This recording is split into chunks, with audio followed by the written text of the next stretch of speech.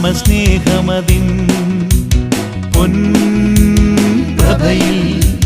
നിസ്വാർത്ഥ സ്നേഹമതിൻ പൂർണ്ണതയിൽ കണ്ടു ഞാൻ ഒരിക്കൽ കാൽവരിയിൽ കണ്ടു ഞാൻ ഒരിക്കൽ കാൽവരിയിൽ ക്രൂശിതന്റെ രൂപം യേശുവിന്റെ സ്നേഹം ക്രൂശിതന്റെ രൂപം യേശുവിന്റെ സ്നേഹം.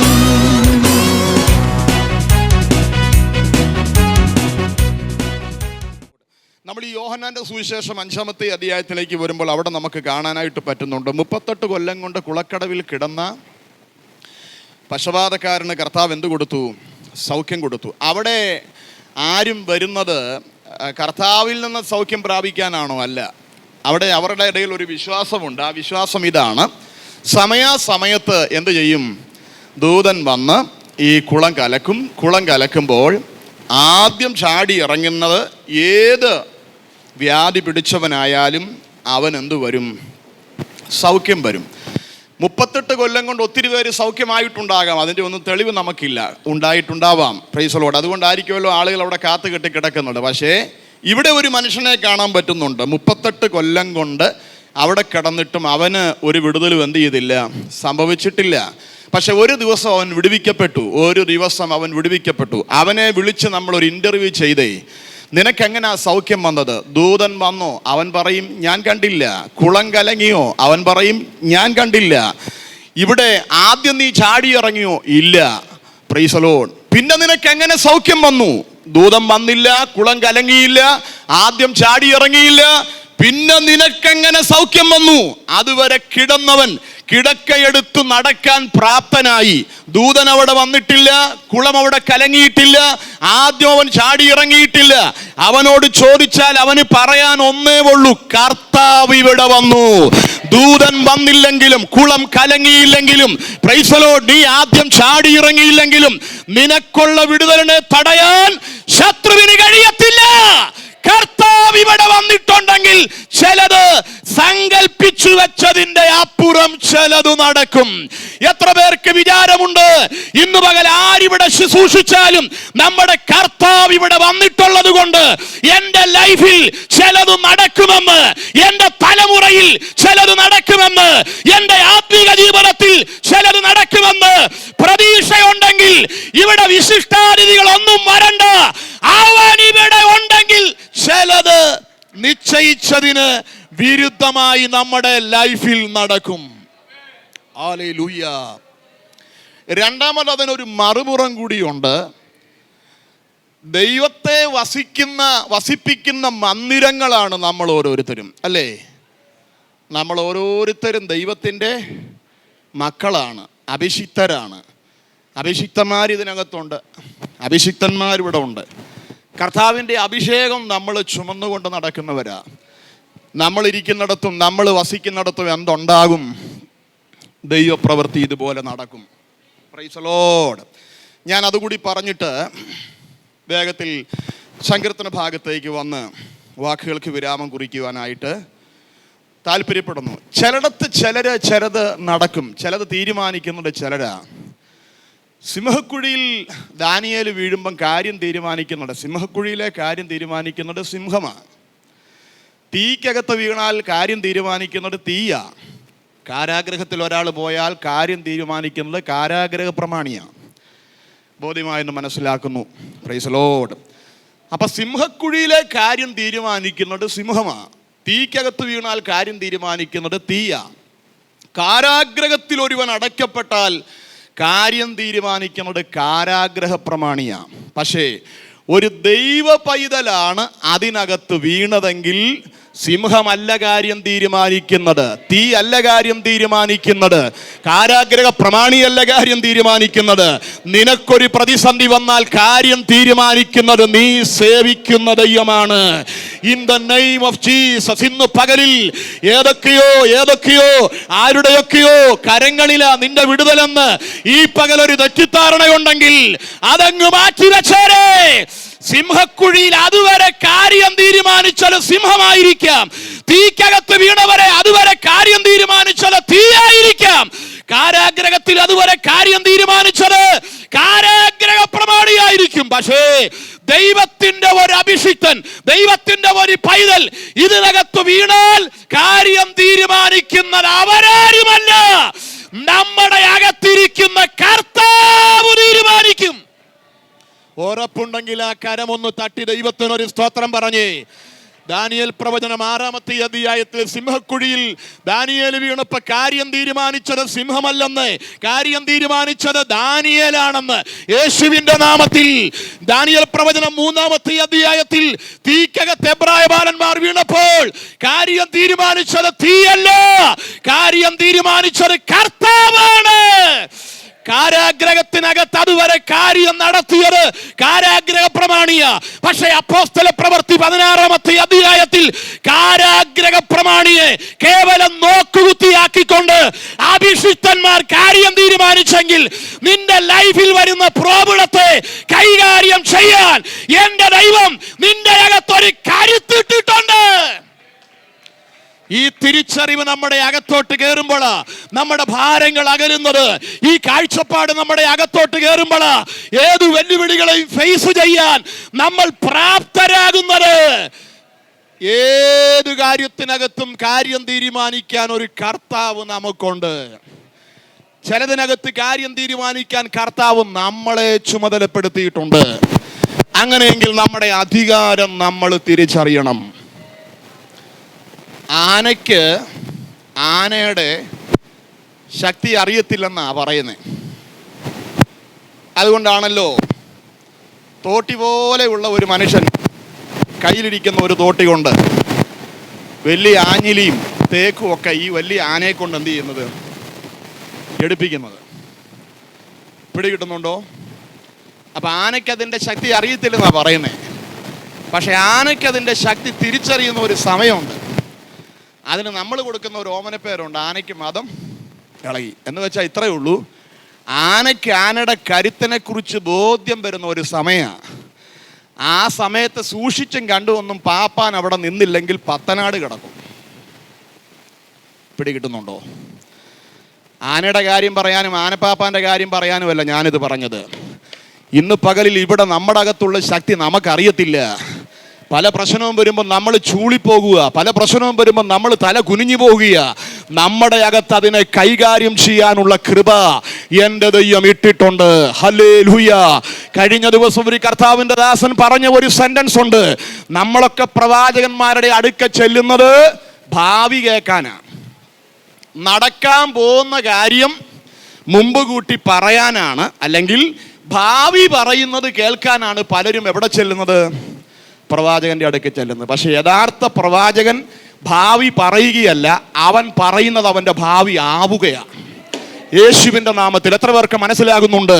നീ ഭാവിയെക്കുറിച്ച് കേൾക്കുകയല്ല, നീ പറയുന്നത് നിന്റെ ഭാവി ആകാൻ പോവുകയാ.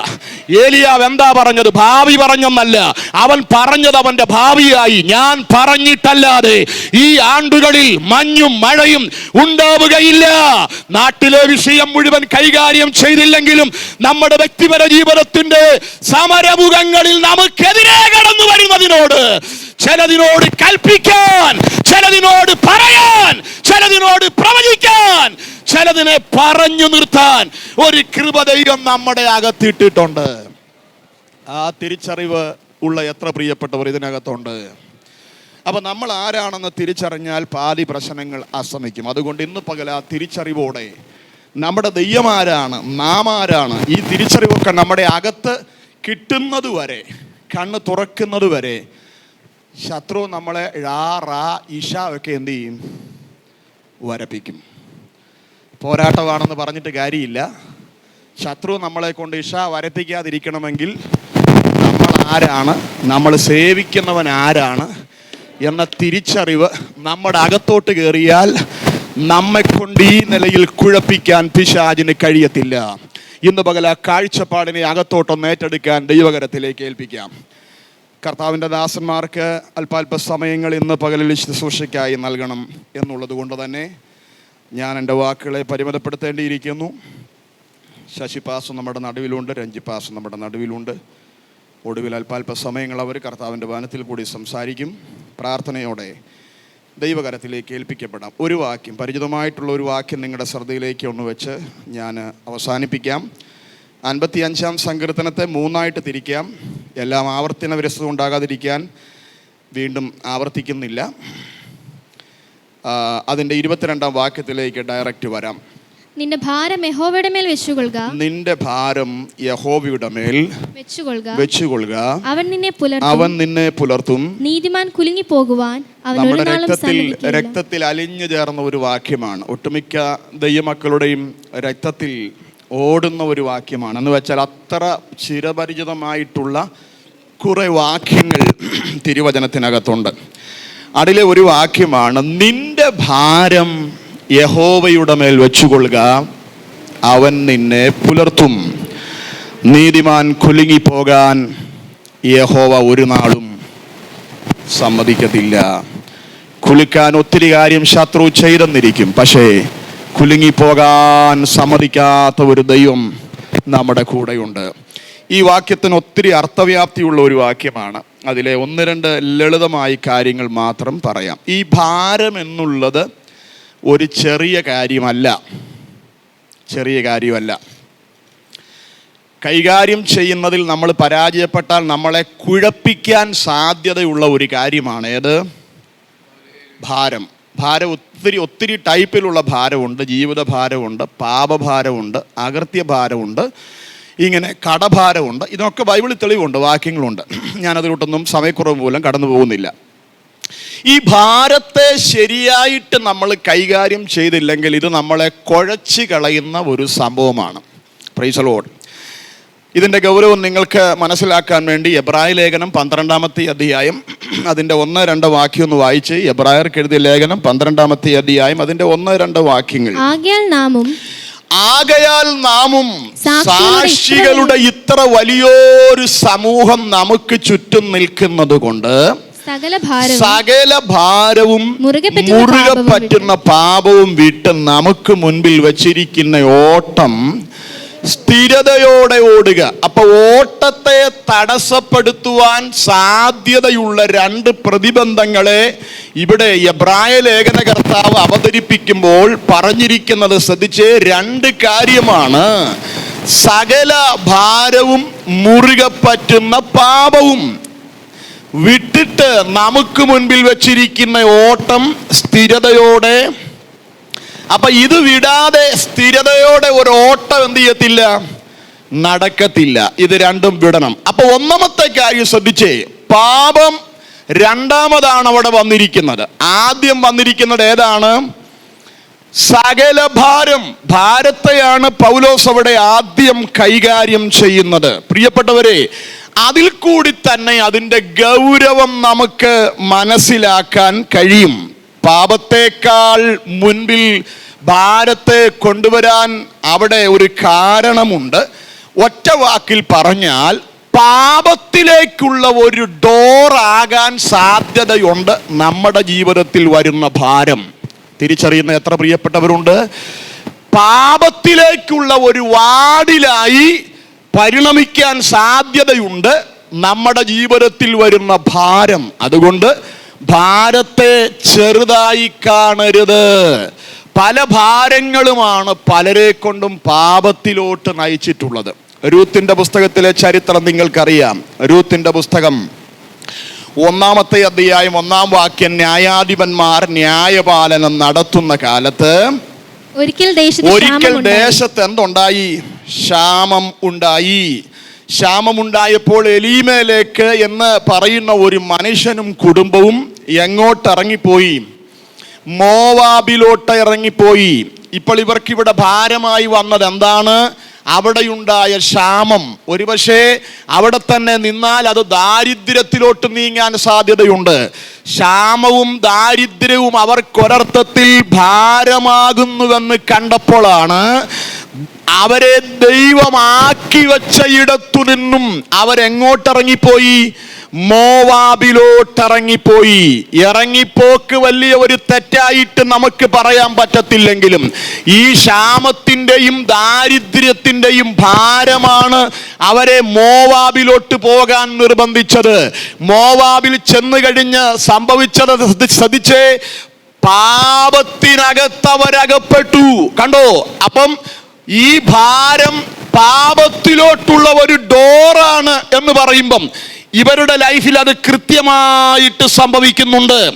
വൈവാഹിക ബന്ധത്തിൽ ഏർപ്പെടാൻ കഴിയാത്ത ഒരു ജനതയിലെ 2 പെൺകുട്ടികളെ എലീമേലെക്കിന്റെ മക്കൾ ഇരുവരും വിവാഹം ചെയ്തു. ശ്രദ്ധിച്ചോ? രണ്ടാമത്തെ കാര്യം, നമ്മൾ അവിടെ കിടക്കുന്നത് ദൈവം ആക്കി വെച്ചിടത്തു നിന്ന് അവർ ഓടിപ്പോയി. മൂന്നാമത്തെ കാര്യം, ദൈവത്തോടുള്ള അവരുടെ കൂട്ടായ്മ നഷ്ടപ്പെടുത്തി. കണ്ടോ? അപ്പോ എന്തെല്ലാം തെറ്റുകളാണ് ആ ഒരു കാര്യത്തോടനുബന്ധിച്ചു വന്നത്. കേവലം ഒരു ഭാരത്തിൽ തുടങ്ങി ഒടുക്കം ആ ഭാരം അവരെ പാപത്തിൽ കൊണ്ടെത്തിച്ചു. അതുകൊണ്ട് തന്നെ എബ്രായ ലേഖന കർത്താവ് പറയുന്നു, ആത്മീക ജീവിതത്തിലെ സ്ഥിരതയെ പോലും ബാധിക്കാൻ സാധ്യതയുള്ള ഗൗരവമുള്ള ഒരു കാര്യമാണ് എന്ത്? ഭാരം. ഇതുകൊണ്ടാകാം സങ്കീർത്തനത്തിൽ ദൈവാത്മാവ് നമ്മോട് പറയുന്നു, സകല ഭാരവും ആരുടെ മേലിടണം? സ്തോത്രം. ദൈവം കൈകാര്യം ചെയ്യേണ്ട കാര്യത്തെ നാം ചുമന്നുകൊണ്ട് നടക്കേണ്ട കാര്യമില്ല. ദൈവത്തെ ഏൽപ്പിക്കേണ്ട കാര്യം ദൈവത്തെ എന്ത് ചെയ്യണം? ഏൽപ്പിക്കണം. അത് നമ്മൾ കൈകാര്യം ചെയ്താൽ ഏറെ കുഴച്ചിലോട്ട് പോകത്തേ ഉള്ളൂ. നമ്മൾ ചെയ്യേണ്ട കാര്യം നമ്മൾ ചെയ്യണം. ദൈവം ചെയ്യേണ്ട കാര്യം ദൈവം ചെയ്യും. എത്ര പേർക്ക് ഞാൻ പറയുന്ന മനസ്സിലാകുന്നുണ്ട്? ഈ ക്ഷാമം ഇവിടെ വന്നപ്പോൾ ഇവർ ദൈവത്തെ ഏൽപ്പിക്കണമായിരുന്നു ആ കാര്യം. കർത്താവേ, ഇവിടെ എന്ത് ചെയ്യണം? ഇവിടെ എങ്ങനെ കൈകാര്യം ചെയ്യണം? ഇവിടെ എങ്ങനെ നിന്നു പിടിക്കണം? ഒന്നിനെ കുറിച്ചും ഒരു തിരിച്ചറിവും കിട്ടുന്നില്ല. ദൈവകരത്തിലേക്ക് ആ വിഷയത്തെ ഏൽപ്പിച്ചിരുന്നെങ്കിൽ ദൈവം കൊടുക്കുന്ന ഒരു സൊല്യൂഷൻ അതിൻ്റെ പുറകിൽ വെളിപ്പെട്ടേനെ. ഇന്ന് പകൽ നമ്മുടെ ജീവിതത്തിൽ ഭാരത്തിൻ്റെ കെയർ ഓഫിൽ പലതും കൊണ്ടിട്ടിട്ട് ആ ഭാരം ത്രൂ നമ്മളെ പാപത്തിലോട്ട് നയിക്കാൻ ശത്രു ഒരുക്കുന്ന തന്ത്രത്തെ വിശേഷ ജ്ഞാനമുള്ളവർ തിരിച്ചറിയട്ടെ. ഭാരത്തെ ഭാരമായി കണ്ട് നിസാരവൽക്കരിക്കരുത്. ഭാരത്തെ കാണേണ്ട ഗൗരവത്തിൽ കണ്ട് കൈകാര്യം ചെയ്യാൻ കരുത്തുള്ളവനെ അത് ഏൽപ്പിച്ചില്ലെങ്കിൽ അത് നമ്മളെ പാപത്തിലെത്തിച്ചിരിക്കും. അതുകൊണ്ട് അങ്ങനെ ഒരു വീഴ്ച നമ്മുടെ ലൈഫിൽ ഉണ്ടാകാതിരിക്കാൻ ദൈവാത്മാവ് ഇവിടെ നമുക്ക് തരുന്ന ഒരു മുന്നറിയിപ്പാണ്. ഏത്? സകല ഭാരവും അല്ല, നിന്റെ ഭാരം യഹോവയുടെ മേൽ എന്ത് ചെയ്യുക? ഉൽപ്പത്തി പുസ്തകം 12-ാമത്തെ അധ്യായത്തിലും അബ്രഹാമിനും ഇതുപോലെ ഒരു മണ്ടത്തരം പറ്റി. ക്ഷാമം വന്നപ്പോൾ അവൻ മിസ്രൈമിലേക്ക് എന്ത് ചെയ്തു? ഇറങ്ങിപ്പോയിട്ട് തിരിച്ചു കയറി. പക്ഷെ തിരിച്ചു കയറി വരുന്നതിൻ്റെ കൂട്ടത്തിലാണ് മിസ്രൈമ്യ ദാസിയായ ഹാഗറും അവരുടെ കൂട്ടത്തിൽ കയറിയതെന്നാണ് വേദചിന്തകന്മാരുടെ അഭിപ്രായം. പിന്നീട് ആ സ്ത്രീ, അവളുടെ മകൾ ഒക്കെ വരുത്തി വെച്ച വിന വളരെ വലുതാണ്. കണ്ടോ? കേവലം ഒരു ഭാരം പാപത്തിലേക്ക് വഴിവെക്കുകയാണ്. അതുകൊണ്ട് തന്നെ ഇന്ന് പകൽ ഗൗരവമായിട്ട് നമുക്കതിനെ കണക്കാക്കാൻ കർത്താവ് നമ്മെ ഈ പ്രാരംഭ നിമിഷം പ്രബോധിപ്പിക്കുന്നു. എബ്രായ ലേഖനത്തിലേക്ക് ഒന്നുകൂടി വരാം. 12-ാമത്തെ അധ്യായം അതിൻ്റെ 1-ാമത്തെ വാക്യം. ആകയാൽ സാക്ഷികളുടെ ഇത്ര വലിയ സമൂഹം നമുക്ക് ചുറ്റും നിൽക്കുന്നത് കൊണ്ട് സകല ഭാരവും മുറുകെ പറ്റുന്ന പാപവും വിട്ട് നമുക്ക് മുമ്പിൽ വെച്ചിരിക്കുന്ന ഓട്ടം സ്ഥിരതയോടെ ഓടുക. പാപത്തെയും ഭാരത്തെയും നമ്മൾ എന്ത് ചെയ്യണം? വിടണം. പുതിയ നിയമത്തിലോട്ട് വരുമ്പോൾ വിട്ടോടണമെന്നാണ്. വിട്ടോടണമെന്ന് പറഞ്ഞിട്ടുള്ള കുറേ കാര്യമുണ്ട്. ഏതൊക്കെയാണെന്ന് പറയാമോ? 1, വിഗ്രഹാരാധന വിട്ടോടണം. 2, ദ്രവ്യാഗ്രഹം വിട്ടോടണം. 3-ാമത്തെ ഒരു പ്രധാനപ്പെട്ട ഭാഗമുണ്ട്, ദുർനടപ്പ് വിട്ടോടണം. അപ്പം നമ്മൾ വിട്ടേച്ച് അവിടെ നിൽക്കരുത്. വിട്ടേച്ച് എന്ത് ചെയ്യണം? ഓടണം. Price the Lord. ഓടിയില്ലെങ്കിൽ ഇത് നമ്മെ വീണ്ടും കുഴച്ച് കളയാൻ സാധ്യതയുണ്ട്. പണ്ട് നമ്മൾ കേട്ടിട്ടുള്ളൊരു കഥയാണ്. ഭയങ്കര മഴയുണ്ടായി, പെരുവെള്ളം ഇങ്ങനെ ഒഴുകി വരുമ്പം മുകളിൽ നിന്ന് ഒഴുകി വരുന്ന വെള്ളത്തിൽ പല കാര്യങ്ങൾ താഴെ നിൽക്കുന്നവർക്ക് കിട്ടും. വലിയ തടി ഒഴുകി വരും, സാധന സാമഗ്രികളൊക്കെ ഒഴുകി വരും. ഇങ്ങനെ ഒഴുകി വരുന്നതിൻ്റെ കൂട്ടത്തിൽ വലിയൊരു കമ്പിളിക്കെട്ട് ഒഴുകി വരുന്ന ഒരു മനുഷ്യൻ കണ്ടു.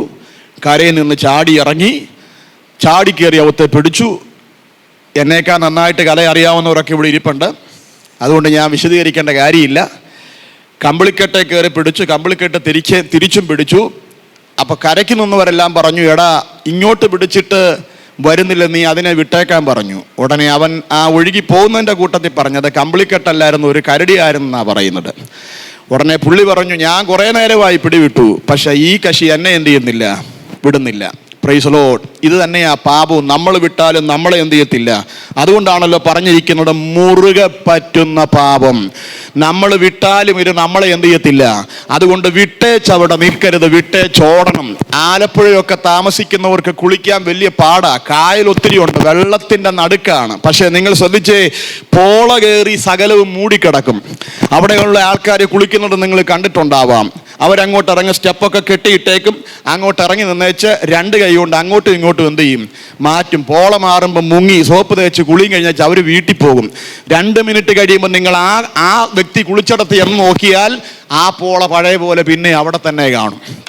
ഇതിൻ്റെ പേരാണ് മുറുകെ പറ്റുന്ന പാപം. എത്ര നീക്കിയാലും അല്പ സെക്കൻഡ് കഴിയുമ്പോൾ പിന്നെ എന്ത് ചെയ്യും, അടുക്കും. അതുകൊണ്ട് അലസതയോടെ ആത്മീക ജീവിതം നയിക്കുന്നവൻ പാപത്തിനകത്തു കുഴയും. അതുകൊണ്ട് ദൈവാത്മാവ് പറയുന്നു, സകല ഭാരവും മുറുകെ പറ്റുന്ന പാപവും വിട്ടേച്ചു നീ അവിടെ നിൽക്കരുത്. അത് നിന്നെ കൈയെത്തി പിടിക്കുന്നതിന് മുൻപേ നീ സ്ഥലം കാലിയാക്കണം. ആമേൻ.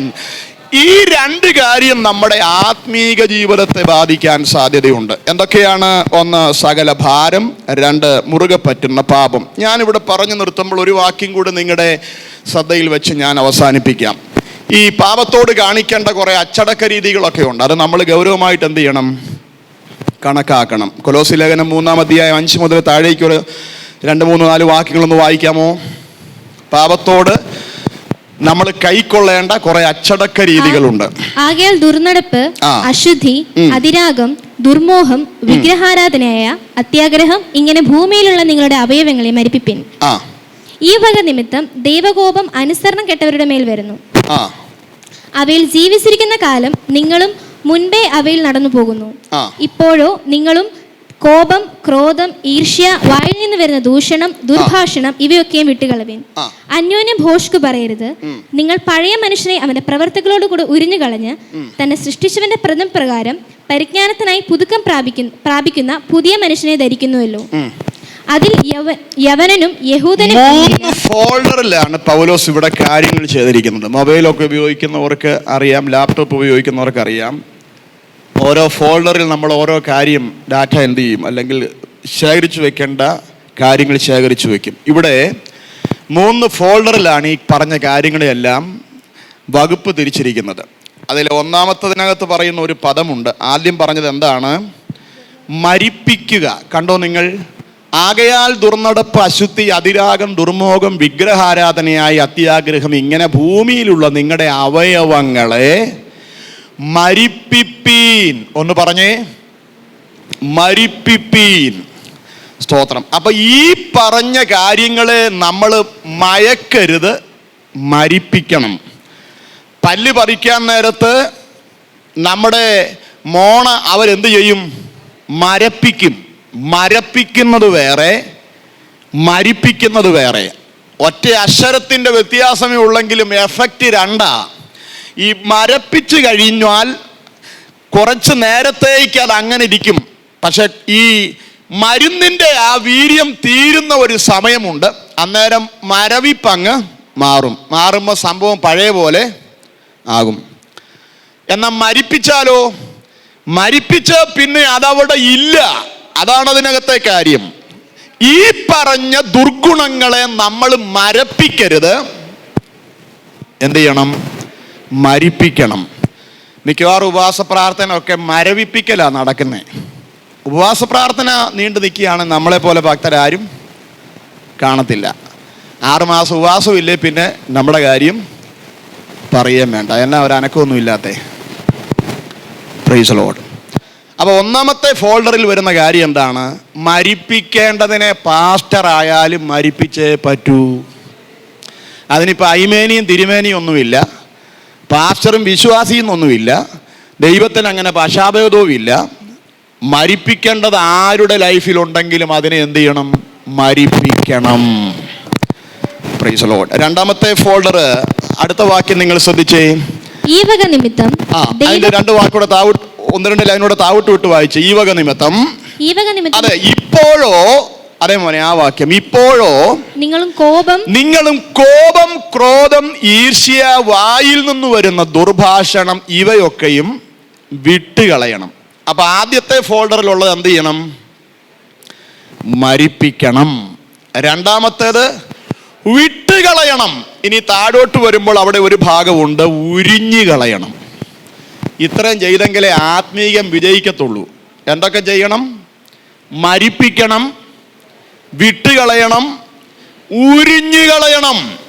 ഇത് മൂന്നും ചെയ്യുന്നതിൽ വിജയിച്ചാൽ നമ്മൾ ആത്മീക ജീവിതത്തിൽ വിജയിച്ചു. Price the Lord. അതല്ല എങ്കിൽ നമുക്ക് ഒത്തിരി കുഴപ്പങ്ങൾ ഉണ്ടാകാൻ സാധ്യതയുണ്ട്. അതിന് നമ്മൾ പിശാചിനെ കാര്യം പറഞ്ഞിട്ട് കാര്യമില്ല. നമ്മൾ ഉരിയേണ്ടത് ഉരിയാഞ്ഞിട്ട് പിശാചിൻ്റെ പോരാട്ടമാണെന്ന് പറഞ്ഞാൽ തമ്പുരാൻ നമ്മെ ചൂരപടി എടുത്ത് അടിക്കേണ്ടാത്ത സ്ഥാനത്ത് എന്ത് ചെയ്യും? പിടികിട്ടുന്നുണ്ടോ? പിള്ളേരൊക്കെ കുറ്റകൃത്യം ചെയ്യുമ്പോൾ നമ്മൾ തുണി പൊക്കിയിട്ട് അടി കൊടുക്കും. ഇപ്പം പിന്നെ അടിക്കാനായിട്ട് പറ്റത്തില്ല. വിശേഷിച്ച് വിദേശ രാജ്യങ്ങളൊന്നും അടിക്കാൻ പറ്റത്തില്ല. അങ്ങനെ അടിക്കുന്നവർക്ക് വേണ്ടി ഗോതമ്പണ്ടിയൊക്കെ സ്പെഷ്യലായിട്ട് കിട്ടുമെന്നൊക്കെയാണ് വിദേശത്ത് പോയിട്ടുള്ളവർ പറയുന്നത്. ആട്ടെ, കാലത്തിൻ്റെ ഓരോ വൈപരീത്യം എന്നല്ലാതെ ഇതിനെപ്പറ്റിയൊക്കെ എന്താ പറയുക? ഏതായാലും മരിപ്പിക്കേണ്ടതിനെ മരിപ്പിക്കണം, വിട്ടുകളയേണ്ടതിനെ വിട്ടുകളയണം, ഉരിഞ്ഞു കളയേണ്ടതിനെ എന്ത് ചെയ്യണം? ഉരിഞ്ഞു കളയണം. ഇങ്ങനെ ചെയ്തെങ്കിലേ ആത്മീക ജീവിതം യഥാർത്ഥത്തിലെ ആത്മീക ജീവിതമാകത്തുള്ളൂ. കേട്ട് തഴമ്പിച്ചിട്ടുള്ള ഒരു ഉദാഹരണം പറഞ്ഞ് ഞാനിവിടെ സ്റ്റോപ്പ് ചെയ്യാം. ഈ മാനസാന്തരം എന്താണ് എന്നുള്ളതിനെക്കുറിച്ച് ദേവദാസന്മാരൊക്കെ പറയുന്നുള്ള ഒരു ഉദാഹരണമുണ്ട്.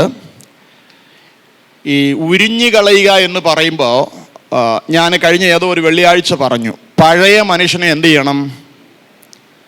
ഉപേക്ഷിക്കണം, ക്രൂശിക്കണം, ഉരിഞ്ഞു കളയണം. ഉള്ളവരെങ്കിലും ഒന്ന് പറ. സ്തോത്രം. പഴയ മനുഷ്യനെ എന്ത് ചെയ്യണം? ഒന്ന് ഉപേക്ഷിക്കണം, രണ്ട് ക്രൂശിക്കണം, മൂന്ന് ഉരിഞ്ഞു കളയണം. സ്വഭാവത്തോടുകൂടി എന്ത് ചെയ്യണം? ഈ തോൽ ഉരിഞ്ഞു കളയുന്ന കുറച്ച് മരങ്ങളുണ്ട്. നമ്മുടെയൊക്കെ മുറ്റത്ത് നിൽക്കുന്ന പേര കുറെ കഴിയുമ്പോൾ അതിൻ്റെ പുറന്തോട് എന്ത് ചെയ്യും? പോകും. പിന്നെ പുതിയ തൊലി എന്ത് ചെയ്യും? വരും. ഈ ഉരകവർഗത്തിൽ പെട്ട കുറച്ച് ജീവികളുണ്ട്. അതെന്ത് ചെയ്യും? അതിൻ്റെ പഴയ തോല്, പാമ്പൊക്കെ അങ്ങനെയാ. ചിലപ്പോൾ നമ്മൾ പെട്ടെന്ന് ഒരിടത്തൂടെ നടന്നു ചെല്ലുമ്പോഴായിരിക്കും ഇങ്ങനെ കയറി ഒരു സാധനം നിൽക്കുന്നു. പെട്ടെന്ന് നമ്മൾ പേടിക്കും. സൂക്ഷിച്ച് നോക്കുമ്പോൾ നമുക്കറിയാം അത് പാമ്പല്ല, പാമ്പിൻ്റെ പടമാണ്. അപ്പോൾ ഇതൊരു തരത്തിലൊരു മാനസാന്തരമാണ്. ഈ ഉരിഞ്ഞു കളയുന്നത് ഒരു തരത്തിലൊരു മാനസാന്തരമാണ്. പക്ഷെ അത് പൂർണ്ണതയുള്ള മാനസാന്തരമല്ല. അന്ന് ഞാൻ പറഞ്ഞു ഉരിഞ്ഞു കളഞ്ഞ പാമ്പും ഈ തൊലി കളഞ്ഞ വൃക്ഷവും ഒന്നും വീണ്ടും ആ ഉറയ്ക്കകത്ത് കയറുന്ന നിങ്ങൾ കണ്ടിട്ടുണ്ടോ? പാമ്പ് പടം പൊഴിച്ചേച്ച് പിന്നെ ആ പഴയ ഉരിഞ്ഞു കളഞ്ഞതിനകത്ത് പിന്നെ പോയി കയറുന്ന കണ്ടിട്ടുണ്ടോ?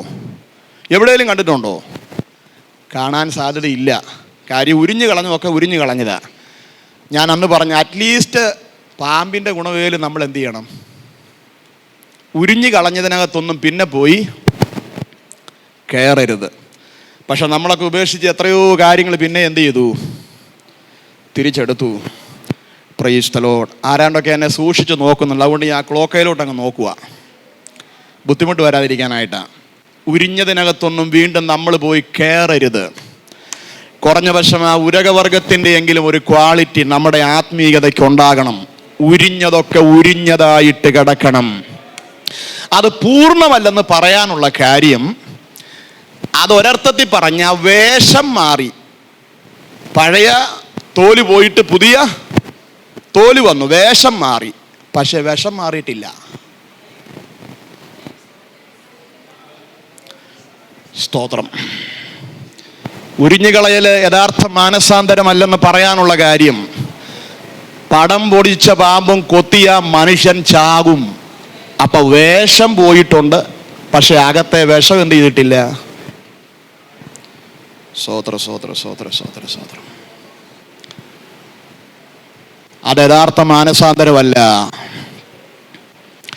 രണ്ടാമത് മറ്റൊരു ഉദാഹരണം ദൈവദാസന്മാർ പറയാറുണ്ട്. അത് കഴുകനാണ്. കഴുകൻ എന്ത് ചെയ്യാറുണ്ട്? കുറെ കാലം കഴിയുമ്പോൾ ഇതുപോലെ ഒരു പുതുക്കത്തിന് വേണ്ടി വിധേയപ്പെടാറുണ്ട്. അതിൻ്റെ പഴയ പപ്പും പൂടെയല്ല എന്ത് ചെയ്യും, ഏതെങ്കിലും ഒരു പാറയുടെ പിളർപ്പിൽ കയറിയിരുന്ന കൊത്തി വലിച്ച് മുഴുവൻ തൊക്കു എന്ത് ചെയ്യും, ചുണ്ടൊക്കെ പാറയിൽ ഒരച്ച് അതിൻ്റെ പഴയ അവസ്ഥയെല്ലാം മാറ്റി.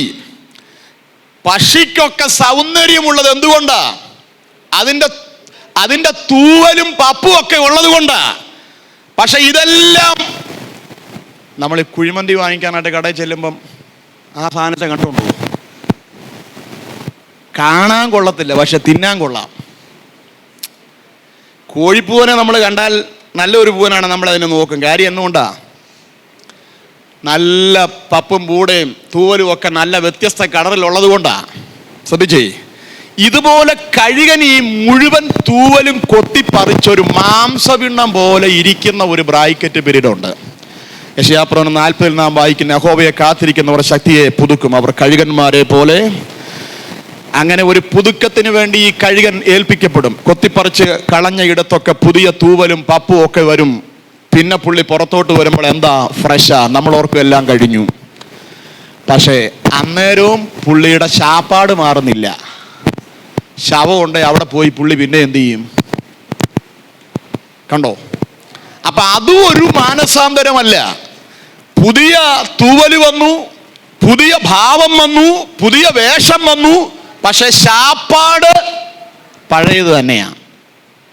ഒരിടത്ത് പോയിസൺ ആണ് പ്രശ്നമെങ്കിൽ ഇവിടെ പാഷനാണ് പ്രശ്നം. എന്ന് വെച്ചാൽ പഴയ കാര്യങ്ങളോടൊന്നുമുള്ള പാഷൻ വിട്ടിട്ടില്ല. പലർക്കും പലതാണ് പാഷൻ. മനസ്സിലാവുന്നുണ്ടോ? ചിലർക്ക് ന്യൂസ് കാണുന്നത് ഒരു പാഷനാണ്, പത്രം വായിക്കുന്നത് ഒരു പാഷനാണ്. നോർമലി വാർത്ത അറിയാൻ വായിക്കുന്നവരുണ്ട്, 5, 6, 7 പ്രാവശ്യം പത്രം വായിക്കുന്നവരുണ്ട്. എന്തിനാണെന്ന് എനിക്ക് അറിയത്തില്ല. അറിയാവുന്ന ആരെങ്കിലും ഒന്ന് കണ്ടാൽ പറയണേ. എന്നാൽ ഒരു തവണ പത്രം വായിച്ചിട്ട് ബാക്കി 2 തവണ ബൈബിള് വായിക്കുകയായിരുന്ന വല്ലതുമൊക്കെ മാറ്റം നടന്നേനെ. 6, 7 തവണ ഒരു പത്രം. ഞാൻ ചോദിക്കട്ടെ, ഈ വായിച്ച സാധനം തന്നെയല്ലേ പിന്നെ 2 ദിവസം കഴിഞ്ഞ് ആ പത്രം എടുത്ത് വായിച്ചാലും വാർത്തയൊന്നും പുതിയതാകത്തില്ല, ആ സാധനം തന്നെയാണ്. എങ്കിലും ഒരു സംതൃപ്തി. പത്രം വായിക്കുന്നവരൊന്നും പിണങ്ങരുത്. പത്രം വായിക്കണം, വാർത്ത കാണണം, അതൊക്കെ വേണം. പക്ഷേ അതിൻ്റെ കൂട്ടത്തിൽ ഇടയ്ക്ക് ഇതും കൂടൊക്കെ ഒന്ന് വായിക്കാൻ മനസ്സ് വെച്ചാൽ അതൊക്കെ നമ്മുടെ മനസ്സിനെ മലിനപ്പെടുത്തും. പക്ഷേ മലിനത മുഴുവൻ കഴുകിക്കളയാനുള്ളത് നമ്മുടെ കരത്തിലിരിക്കുന്ന പുസ്തകമാണ്. അപ്പോ കഴുകൻ പുതുക്കി, പക്ഷേ അതിൻ്റെ പല ശീലങ്ങൾക്കും എന്തില്ല, ഒരു മാറ്റം വരുന്നില്ല. പക്ഷേ യഥാർത്ഥ മാനസാന്തരത്തിന്റെ ചിത്രമാണ് ചിത്രശലഭം. ഒരു പുഴുവായി പ്യൂപ്പാദശയിൽ ഏതെങ്കിലുമൊക്കെ ചെടിയുടെ ഇലയ്ക്ക് അടിയിൽ ഒരു കൂടുണ്ടാക്കി സമാധിയിരിക്കുന്ന ഒരു സമയം. ശ്രദ്ധിച്ചോ, ഇത് അതിനു മുൻപിൽ ഒരു കൂടുണ്ടാക്കി അതിൻ്റെ അകത്തതിരിക്കുമ്പോൾ രൂപാന്തരത്തിന്റെ സമയമാണ്. ഈ പ്യൂപ്പ, ഈ പുഴു പിന്നീട് അല്പ ദിവസങ്ങൾ കഴിയുമ്പം ശലഭമായി മാറും. അതാണ് യഥാർത്ഥത്തിലെ മാനസാന്തരം. എത്ര പേർക്ക് മനസ്സിലാകുന്നുണ്ട്? അതുവരെ ഇഴഞ്ഞു നടന്ന സാധനം ഇപ്പൊ പറന്നു നടക്കുകയാ. അതുവരെ ഇല, ചവർപ്പുള്ള ഇല തിന്ന സാധനം ശലഭം പൂവിനകത്തെ തേന്നുകരുകയാ. നടപ്പിനും സ്വഭാവത്തിനും ഭാവത്തിനും ഒക്കെ അടിമുടി ഒരു ചേഞ്ച് വരുന്നത് പോലെ ഒരു പുഴു എന്നുള്ള നിലയിൽ നിന്ന് ശലഭം എന്ന പ്രോസസ്സിൽ പൂർണ്ണതയിൽ എത്തുന്നത് പോലെ നമ്മുടെ അകത്തെ മനുഷ്യനിൽ ആഴമായ ഒരു മാറ്റം സംജാതമാകണം. ഉരിഞ്ഞു കളഞ്ഞതൊക്കെ പിന്നെയും നമ്മളെ കൊണ്ടടിപ്പിക്കാൻ, ഉപേക്ഷിച്ചതിനെയൊക്കെ വീണ്ടും നമ്മെ കൊണ്ട് തിരികെ എടുപ്പിക്കാൻ, ശത്രു ഒരുക്കുന്ന പ്രലോഭനങ്ങളുടെ ഒന്നും മുമ്പിൽ നമ്മൾ തുളുമ്പിപ്പോകരുത്. ഈ പകൽ കൃപ പ്രാപിച്ച് ദൈവകൃപയിൽ നിൽക്കാൻ ദൈവകരത്തിലേക്ക് ഏൽപ്പിക്കപ്പെടുന്ന എത്ര പ്രിയപ്പെട്ടവരുണ്ട്? നമ്മുടെ ലക്ഷ്യം ഇവിടെയല്ല. ഒരു ദിവസം കാഹളം ധ്വനിക്കും. എത്ര പേർക്ക് വിശ്വാസമുണ്ട്? നമ്മളെല്ലാം ഇവിടെ ദീർഘകാലം വസിക്കാൻ പ്രാപിക്കാനുള്ളവരല്ല. ഇവിടെ ജനിച്ച എല്ലാവരും കർത്താവിന്റെ വരവിന് താമസമെങ്കിൽ ഇവിടെ മരിക്കും, മണ്ണോട് മണ്ണു ചേരും. പക്ഷെ ഇവിടം കൊണ്ട് നമ്മുടെ പ്രത്യാശ തീരുന്നില്ല. നാം ഈ ആയുസ്സിൽ മാത്രം പ്രത്യാശ വെച്ചാൽ സകല മനുഷ്യന്മാരെക്കാളും അനിഷ്ടന്മാരാണ്. പക്ഷെ നമ്മുടെ പ്രത്യാശ ഇതിനപ്പുറം ആണ്. നമ്മുടെ പ്രത്യാശ ഇവിടം വിട്ടാൽ നമ്മൾ അവിടെ ചേക്കേറും. അതാണ് നമ്മുടെ പ്രത്യാശ. അങ്ങനെയെങ്കിൽ ചുരുക്കി പറയാം, നിത്യതയെ ഹനിക്കുന്ന, ആത്മീക ജീവിതത്തെ ബാധിക്കുന്ന, വേഗതയെ കുറയ്ക്കുന്ന ഒരു കാര്യത്തോടും നമ്മൾ ഇടപെടരുത്. അകലം പാലിക്കേണ്ടതിനോട് അകലം പാലിക്കാൻ ഇന്ന് പകൽ ദൈവകരത്തിലേക്ക് എത്ര പ്രിയപ്പെട്ടവർ ഒന്ന് ഏൽപ്പിച്ചു കൊടുക്കും. ഹല്ലേലൂയ. നമ്മുടെ വേഗതയെ കുറയ്ക്കുന്ന കാര്യങ്ങളോടൊന്നും നമ്മൾ ചേർന്ന് നിൽക്കരുത്. ഇവിടെ എബ്രായ ലേഖന കർത്താവ് പറയുന്നു, സകല ഭാരവും മുറുകെ പറ്റുന്ന പാപവും വിട്ട് നമുക്ക് മുൻപിൽ വച്ചിരിക്കുന്ന ഓട്ടം സ്ഥിരതയോടെ ഓടുക. ആത്മീക ജീവിതത്തിന് എന്തുണ്ടാകണം? ഇടയ്ക്കിടയ്ക്ക് സ്പീഡ് കൂട്ടിയിട്ടൊന്നും കാര്യമില്ല. ഉപവാസ പ്രാർത്ഥന വരുമ്പം ഭയങ്കര സ്പീഡാണ്. കൺവെൻഷൻ്റെ സീസണിൽ നമ്മൾ പിടിച്ചാൽ പോലും കിട്ടത്തില്ല, ഭയങ്കര സ്പീഡാണ്. പക്ഷേ അത് ഇതെല്ലാം കഴിയുന്ന സമയത്ത് നമ്മൾ ഷെഡിലാണോ അതോ റൺ ചെയ്തുകൊണ്ടിരിക്കുകയാണോ? ഇടയ്ക്കിടയ്ക്ക് സ്പീഡ് കൂടുന്നതിനകത്തല്ല കാര്യം. നമ്മുടെ ആത്മീയതയ്ക്കൊരു സ്ഥിരതയുണ്ടാകണം. ഒന്നിനും പിടിച്ചു നിർത്താൻ പറ്റാത്ത നിലയിൽ സ്ഥിരതയോടെ മുൻപോട്ട് പോകാൻ ദൈവകരത്തിലേക്ക് നമുക്കൊന്ന് ഏൽപ്പിക്കാം. അസ്ഥിരതകളുടെ മേഖലകളെയൊക്കെ ഒന്ന് ജയിക്കാൻ ദൈവകരത്തിൽ നമ്മെ സമർപ്പിക്കാം. 55:22 വിശദീകരിക്കുവാൻ താല്പര്യമുണ്ട്. ഞാൻ എൻ്റെ വാക്കുകൾക്ക് ഇവിടെ വിരാമം കുറിക്കുന്നു. അതുകൊണ്ട് ഈ വിധ തകർച്ചകളൊക്കെ ഇതിൻ്റെ പുറകിൽ ഒളിച്ചിരിക്കുന്നത് കൊണ്ട് ദൈവാത്മാവ് നമുക്കൊരു മുന്നറിയിപ്പ് തരുന്നു. നിന്റെ ഭാരം യഹോവയുടെ മേൽ വെച്ചുകൊള്ളുക, അവൻ നിന്നെ പുലർത്തും. നീതിമാൻ കുലുങ്ങിപ്പോകുവാൻ യഹോവ ഒരു നാളും സമ്മതിക്കുകയില്ല. ചിലയിടങ്ങളിലൊക്കെ നമ്മൾ ചിലപ്പോൾ ഇത്തരത്തിലൊരു ജീവിതം നയിക്കുമ്പോൾ ഒറ്റപ്പെടേണ്ടി വരാം, ഏകാന്തതകളിൽ അനുഭവിക്കേണ്ടി വന്നേക്കാം. എന്നാൽ അതിന് നടുവിലും നമ്മുടെ കൂടെ നിൽക്കാൻ നമ്മുടെ കർത്താവുണ്ട്. ദൈവകരത്തിലേക്ക് ഇന്ന് പകൽ നമ്മെ ഒന്ന് ഏൽപ്പിച്ച ഒരു നിമിഷം നമ്മെ ഒന്ന് സമർപ്പിച്ചേ. നമ്മുടെ സ്ഥിരതയെ, നമ്മുടെ ആത്മീക ജീവിതത്തെ, നമ്മുടെ നിത്യതയെ ബാധിക്കുന്ന എന്തെങ്കിലുമൊക്കെ കാര്യങ്ങളുടെ അകത്ത് നമ്മെ ഇടപെടുത്തുവാൻ ശത്രു മുൻപിൽ കൊണ്ടുവരുന്ന സകല പ്രലോഭനങ്ങളെയും ഇന്ന് പകൽ അതിജീവിക്കാൻ ഒരു കൃപ. കണ്ണടച്ചെല്ലാവരും ഒരു നിമിഷം ഒന്ന് പ്രാർത്ഥിച്ചേ. കർത്താവ് ചുമക്കേണ്ടതൊന്നും നമ്മൾ ചുമന്നുകൊണ്ട് നടക്കണ്ട. എല്ലാ ഭാരവും എൻ്റെ മേൽ ഇട്ടുകൊള്ളുക, നിന്റെ ഭാരം എൻ്റെ മേൽ ഇട്ടുകൊള്ളുക. ചുമക്കാൻ സന്നദ്ധനായിട്ട് ഒരുവൻ നമ്മുടെ ചാരെ വെയിറ്റ് ചെയ്യുമ്പം എന്തിനാ ആകാത്ത ഭാരം ചുമന്നുകൊണ്ട് നമ്മൾ നടക്കുന്നത്?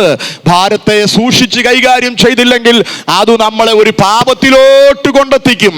ഈ പാപവും ഭാരവും കൂടി നമ്മുടെ ജീവിതത്തിൽ നിലനിന്നാൽ അത് നമ്മുടെ ആത്മീക ജീവിതത്തെ താറുമാറാക്കും, ഓട്ടത്തെ അസ്ഥിരമാക്കും, എത്തേണ്ട ഇടത്ത് എത്തേണ്ട സമയത്ത് എത്താൻ കഴിയാത്ത ക്രമത്തിലായി പോകും.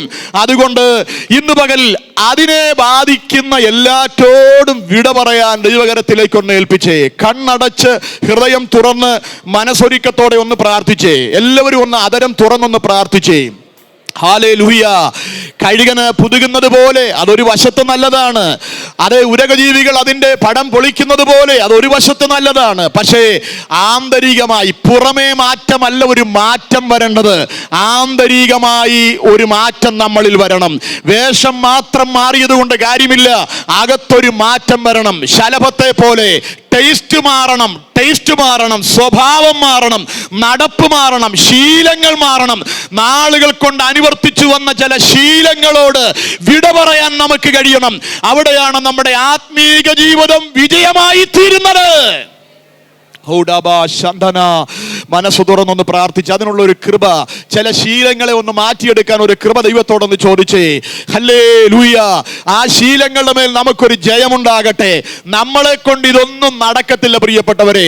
കർത്താവപ്പൻ കൂടെ നടക്കാതെ ഇതൊന്നും നമ്മളെ കൊണ്ട് നടക്കത്തില്ല. എത്ര തീരുമാനമെടുത്താലും തീരുമാനത്തിൽ നിലനിൽക്കണമെങ്കിൽ പരിശുദ്ധാത്മ സഹായമില്ലാതെ നടക്കത്തില്ല.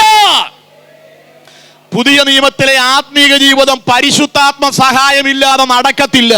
നമുക്ക് തീരുമാനങ്ങൾ ഒത്തിരി കൈക്കൊള്ളാൻ പറ്റും, സാക്ഷ്യത്തിൽ കൂടി തീരുമാനം പറയാൻ പറ്റും. പക്ഷേ പറഞ്ഞു വെച്ച കാര്യം നടപ്പിലാക്കണമെങ്കിൽ നമ്മുടെ കായിക ശേഷി കൊണ്ട് പറ്റത്തില്ല, ആത്മീക പരിചയം കൊണ്ട് പറ്റത്തില്ല. പരിശുദ്ധാത്മാവ് നമ്മളെ സഹായിക്കുന്നില്ലെങ്കിൽ നമ്മളൊരു പരാജയമാണ്. ഇന്ന് പകൽ ആ സഹായം ചോദിച്ചേ, കർത്താവിനോട് ആ സഹായം ചോദിച്ചേ. കർത്താവേ, അങ്ങയുടെ ശക്തി എനിക്ക് വേണമെന്ന് പറ. അന്യഭാഷയെ പുച്ഛിക്കുന്നവരും അന്യഭാഷയിൽ ആരാധിക്കുന്നവരെ കളിയാക്കുന്നവരും ഒക്കെ തിരിച്ചറിഞ്ഞോണം, തീരുമാനം നടപ്പിലാക്കാൻ നിങ്ങളെ കൊണ്ട് പറ്റത്തില്ല. 100 കൊല്ലം പെന്തക്കോസ്തുകാരനായിരുന്നാലും നിങ്ങൾ തീരുമാനിച്ച തീരുമാനം പൂർത്തീകരിക്കാൻ പരിശുദ്ധാത്മ സഹായമില്ലാതെ നടക്കത്തില്ല. യേശു കർത്താവ് സ്വർഗത്തിലോട്ട് പോയി പിതാവിനോട് ചോദിച്ച് പരിശുദ്ധാത്മാവിനെ വാങ്ങി അയച്ചത് പാട്ട് പാടുമ്പോൾ 2.5 മുറി അന്യഭാഷ പറഞ്ഞ് ആരാധനയ്ക്ക് കൊഴുപ്പുണ്ടാക്കാനല്ല. അതിനെയല്ല പരിശുദ്ധാത്മാവിനെ വിട്ടത്. പരിശുദ്ധാത്മാവിനെ വിട്ടത് നമ്മളൊരു തീരുമാനമെടുത്താൽ ആ തീരുമാനത്തിൽ നമുക്ക് ഉറച്ചു നിന്നത് പൂർത്തീകരിക്കാൻ ശേഷി ഉണ്ടാകണമെങ്കിൽ പരിശുദ്ധാത്മ സഹായം വേണം. ഹല്ലേലൂയ. അതുകൊണ്ട് ഇന്ന് പകൽ ആ സഹായം ഒന്ന് ചോദിച്ചേ. നമ്മൾ പെന്തക്കോസ്തുകാരല്ലേ, പെന്തക്കോസ്തിന്റെ ശക്തി നമ്മളിൽ ഒന്ന് വർക്കൗട്ട് ആകട്ടെ. ഇന്ന് പകലിൽ നമ്മുടെ വ്യക്തിപര ജീവിതത്തെ രൂപാന്തരപ്പെടുത്തുവാൻ മാറ്റത്തിലോട്ട് നടത്തുവാൻ ഈ ശക്തി നമുക്ക് കൂടിയേ തീരൂ. ഇവിടെ ഇരിക്കുന്ന ഓരോരുത്തർക്കും മൈക്ക് കൊടുത്താൽ അവർ പറയും, എത്ര കാലം നോക്കിയിട്ട് മാറാത്ത ചില ദുർഗുണങ്ങളോട് പരിശുദ്ധാത്മ ശക്തി വന്നപ്പം പെട്ടെന്ന് വിട പറഞ്ഞു. പല ദുർഗുണങ്ങളും ദുശീലങ്ങളും ഉള്ളവർ ഇതിനകത്തുണ്ടായിരുന്നു. പക്ഷെ എപ്പോഴാണോ ആത്മശക്തി അവരിലോട്ട് വന്നത്, ആ സകല ദുർഗുണങ്ങളെയും സകല ദുശീലങ്ങളെയും ജയിക്കാൻ അവർ പ്രാപ്തരായി. 50 കൊല്ലമായിട്ട് നമ്മൾ IPCയിലോ ഷാരോനിലോ ചർച്ച് ഓഫ് ഗോഡിലോ മെമ്പർഷിപ്പ് ഉള്ളത് കൊണ്ടൊന്നും നമ്മുടെ തീരുമാനം പൂർത്തീകരിക്കപ്പെടത്തില്ല. പരിശുദ്ധാത്മാവിനെ പ്രാപിക്കുന്നത് വരെ നമ്മൾ എടുക്കുന്ന തീരുമാനം പൂർത്തീകരിക്കാൻ നമുക്ക് പറ്റത്തില്ല, നടക്കത്തില്ല. യേശു കർത്താവിൻ്റെ സാന്നിധ്യം കൂടാതെ ആത്മസഹായം കൂടാതെ നമുക്ക് വിജയകരമായ ഒരു ജീവിതം നടക്കത്തില്ല, 100% നടക്കത്തില്ല.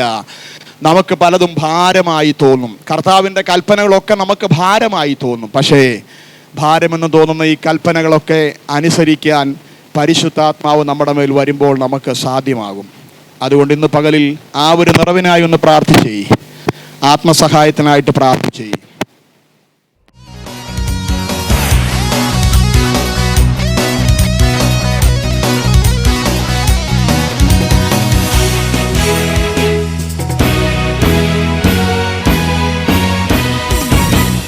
യേശുവിലൊന്നാകാം, സ്നേഹം നുകരാം, സോദര ഹൃദയ